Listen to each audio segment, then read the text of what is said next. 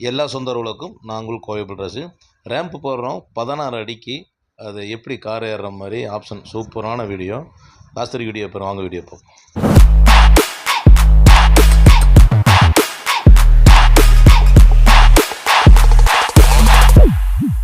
எல்லா சொந்தர்களுக்கும் இப்போ ரேம்ப் பற்றி சொல்லிடுறேன்.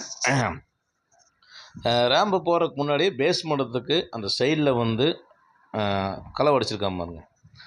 அது வந்து நம்ம வந்து நார்மலாக பூசிக்கலாம், இல்லாட்டி எம்சேண்டு போட்டு பூசிக்கலாம், ஒன்றும் பிரச்சனை இல்லை. நமக்கு வந்து க்யூரிங்னு தண்ணி வந்து வெளியே லீக் ஆச்சு அளவுக்கு. அப்போ ரேம்பு பார்த்து அந்த சைடு ஒன்று வரும், இந்த சைடு ஒன்று வரும். இதுக்குன்னு சும்மா பைக் நிறுத்தின மாதிரி சொல்லிடுறேன் எப்படின்னு. இப்போ இந்த மாதிரி வந்து கரெக்டாக வந்து இது வந்து நம்ம ரஃபடி அடித்தா போதும், இதுக்கு மாலெல்லாம் கிடையாது. ஏன்னா எப்படி இருந்தால் ரேம்பு கீழே மறைஞ்சிரும். ஆனால் இருந்தாலும் நாங்கள் அதுக்குன்னு ஒரு 2 மால் வச்சு பூசுகிறோம். ஆனால் மால் வைக்க தேவையில்லை, சும்மா ரஃபடி அடித்தா போதும். ஆனால் பி சாண்டை விட எம் சாண்டு தான் போடணும். அதுதான் வந்து லீக்கேஜ் இல்லாமல் கரெக்டாக அரெஸ்ட் ஆகும். பாருங்கள், ஃபுல்லாகவே அடித்து விட்டுட்டு இந்த மாட்டத்தை அந்த மாட்டை 16 அடி வருது கேட்டு பார்த்தீங்கன்னா ஒன் சைடு ஃபுல்லாக இருக்கும், இந்த பக்கம் வந்து அப்படியே தள்ளி விடுற மாதிரி ஆப்ஷன் கேட்டிருக்காங்க.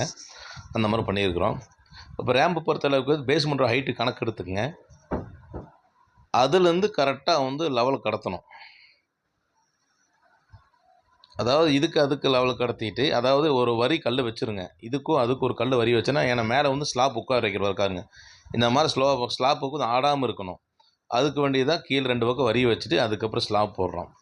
இந்த ஸ்லாப் போட்டுட்டு ஃபுல்லாகவே அந்த ஓட்டை வந்து ஃபுல்லாகவே அடைச்சிடணும். எதுக்கு? அந்த தண்ணி உள்ளே போகாத அளவுக்கு அடைச்சிட்டு, அந்த பக்கம் ஒரு வரி கல் கட்டணும், இந்த பக்கம் ஒரு வரி கல் கட்டணும்.